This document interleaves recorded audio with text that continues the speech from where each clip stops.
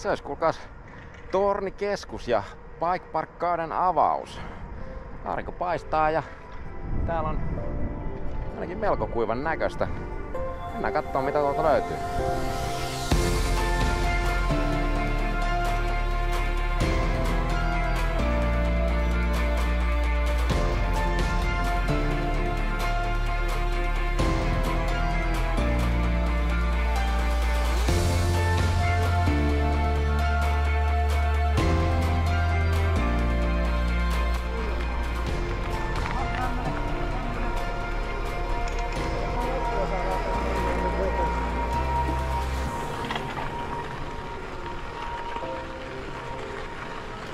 Pojat on rakennellut labyrintin tänne.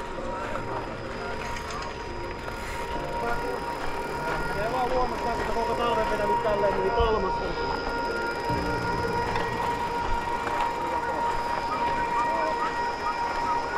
Okei.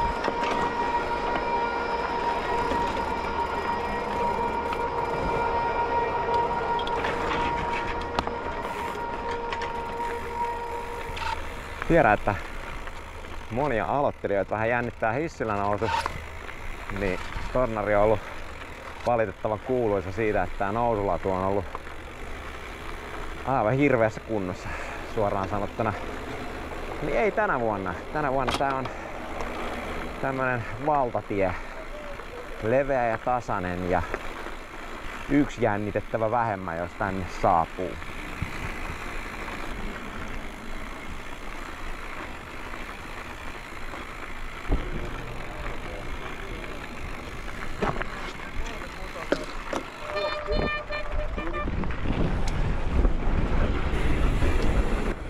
Vaikka tänäkin talvena olen ehtinyt jonkun verran pyörän selkään ja jopa alamäkeen, sama kuvio toistuu joka vuosi. Kun Bike Parkiin viimein pääsee, tuntuvat kuivat radat ja alamäkipyörä yllättävän vierailta.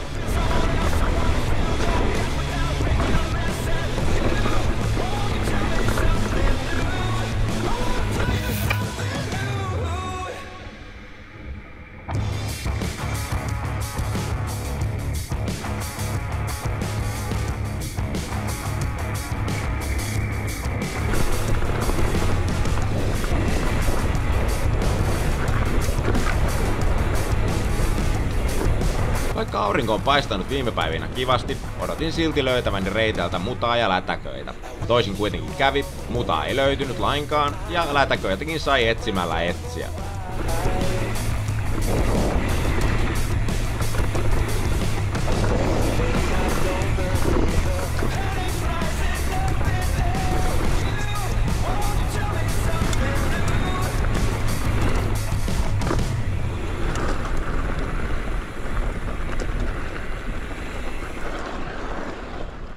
Se on joku fancy uusi aloitus. Niin on.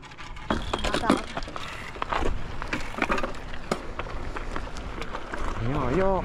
Paikan ehkä aloittelijaystävällisin Reitti Matoon saan tälle kaudelle uuden aloituksen.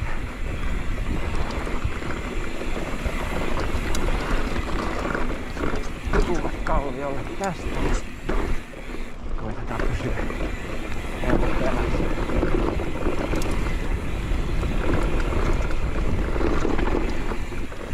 Tämä on tosiaan oivallinen rata aloittelijoille, silti koen tämän radan bermit hankaliksi rytmittää niin, että vauhti säilyisi.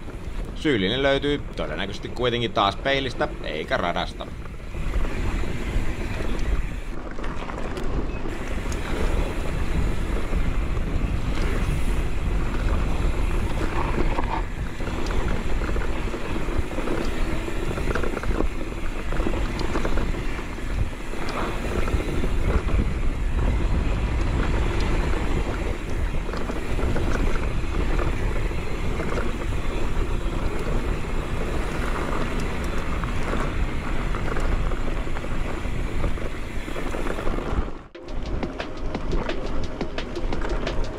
Usein kevään ekoilla laskuilla, eturinteen ollessa jo kuiva, on täältä freeride-radalta löytynyt vielä puoli metriä lunta. Tällä kertaa sai tyytyä pieneen lätäkköön puolesta välistä rataa.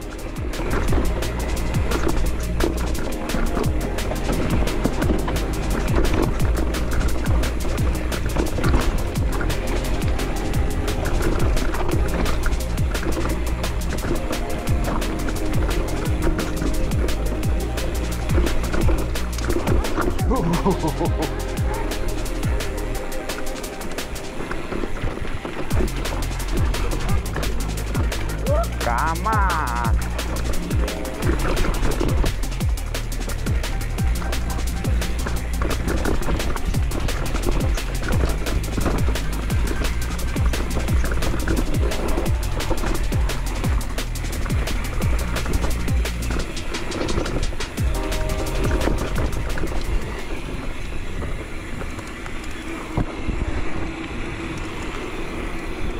Hyvinhän sä sen vedit.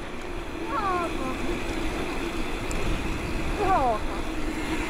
Sitten jonkun ihan älyttömän hätäjärjestyksen. Vaikka oli joku niinku huohottamassa kameran kanssa diskassa, niin mikä ei koskaan helpota. Mennä vaan. Hitusen enemmän kiviä sisältävälle ryttikselle siirryttäessä tuli kovin selväksi, että edellisestä kunnon DH-ratalaskusta on puolisen vuotta ja vauhdin saamista saisi taas opetella aikansa.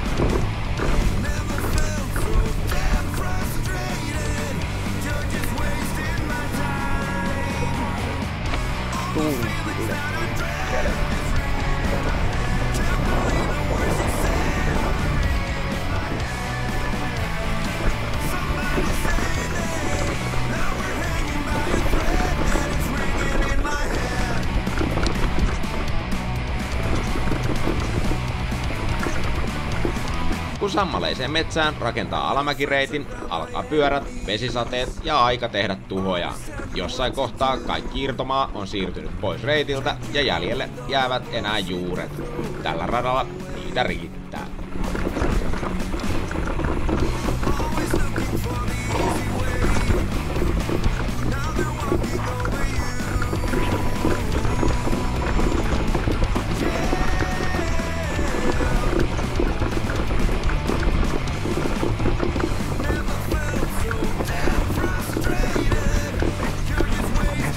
Portaat tuossa lopussa.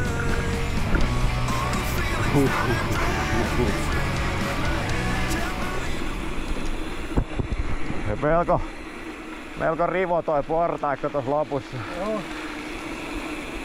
Ei oo kyllä paljon maata jäljellä siinä.